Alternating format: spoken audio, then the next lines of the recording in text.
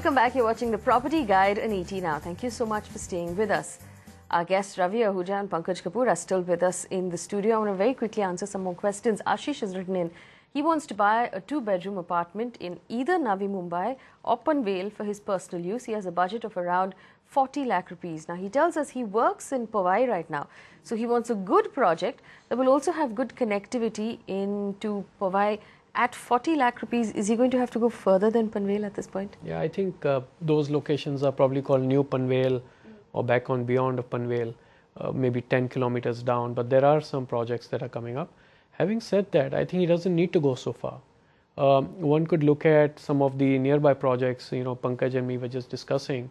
There are locations like Taloja, or for that example, for that matter, Kalamboli, that may offer these.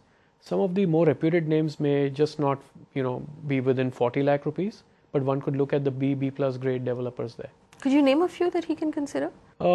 Again, the same names in Navi Mumbai, Arihant, or likewise, the Vadhwani group, which I had mentioned earlier. But those are much beyond 40 lakhs.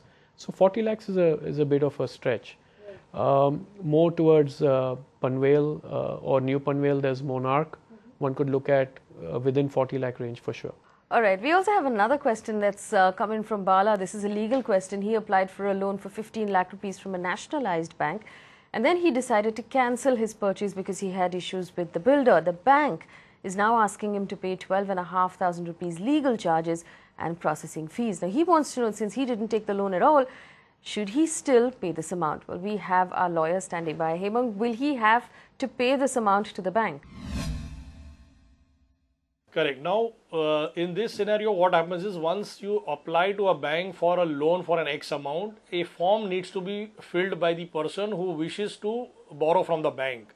Now, that application form, whichever is signed, normally mentions a particular fixed amount of processing fee, or some banks also mention a percentage of the loans which you are intending to borrow. Now, many times what happens is that the documents which are submitted by you may be as per their requirement, may not be as per the requirement. But if the application has specifically stated that a particular amount needs to be paid and you have signed that form, then it is a contract between you and the bank. And in my opinion, the bank has a right to recover that amount from you.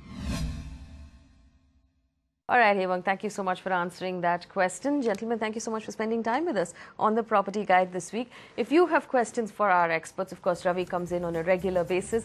Send it to us at the email ID at the bottom of your screen. You can reach me personally on Twitter. Give me feedback on the show. Let me know what you thought. Thanks so much for watching.